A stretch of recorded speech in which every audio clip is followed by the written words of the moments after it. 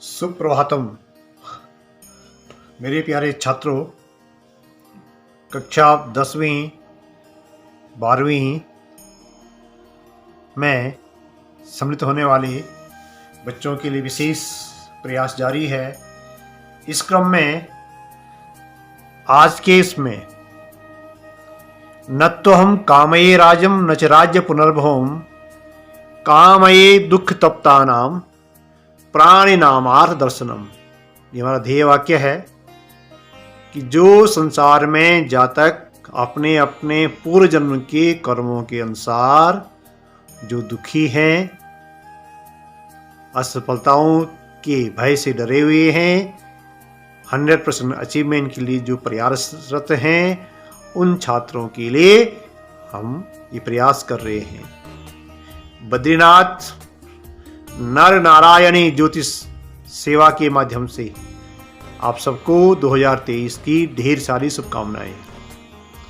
आज के इस क्रम में सप्तम भाव, ये हमारा 13वां वीडियो बनने जा रहा है। सप्तम भाव का क्या महत्व है जीवन में। कहते हैं सप्तम भाव के बारे में, जामित्र अस्त स्थर स्मर मदन मद ध्यून काम, ये 7 सप्तम भाव की संज्ञाएं हैं। इनसे इन 7 प्रकार के भावों को देखा जाता है। इस प्रकार से इसमें व्यवस्था की गई है। अब देखिए सूत्र में क्या लिखा हुआ है, सूत्र के माध्यम से क्या योग बन रहा है। तो देखिए सूत्र के माध्यम से योग बन रहा है, यावंतो वा विहंगा मदन सदन गरस चे निजाधीश दृष्टा स्तावंतो नु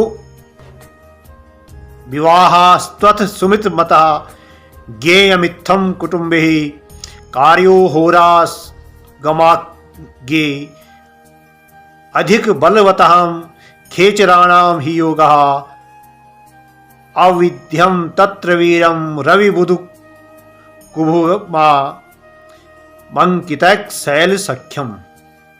अर्थात इस क्रम में जब जन्म समय में जितने ग्रह सप्तम भाव सप्तमेश को देखें, कहा जाता है कि उस जातक का उतने विवाह का योग बनता है। जितने ग्रह सप्तम भाव को सप्तमेश को देख रहे हैं, सप्तमेश अगर सप्तम भाव में ही है और उसे इस प्रकार के देख रहे हैं तो उसके कई विवाह के योग बनते हैं। इसी प्रकार भ्रातृस्थान 3रा और पितृस्थान 10वां को भी जानना चाहिए।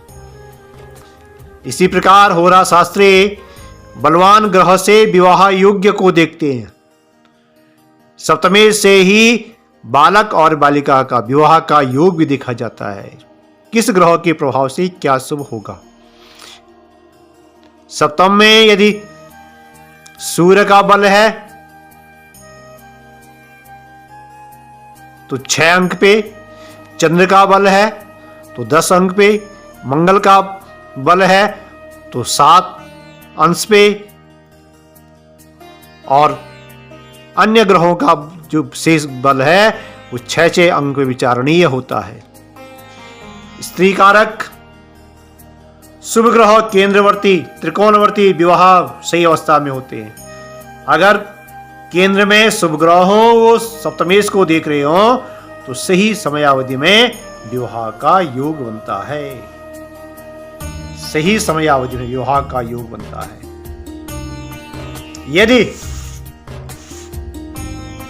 सप्तमेश धनेश शुक्र सहित त्रिक में हो, 6, 8, 12 में हो, तो कहते हैं विवाह में रुकावट आती है, विवाह में समय लगता है, आधा जीवन इस प्रकार से विवाह न होने से पहले ही व्यतीत हो जाता है।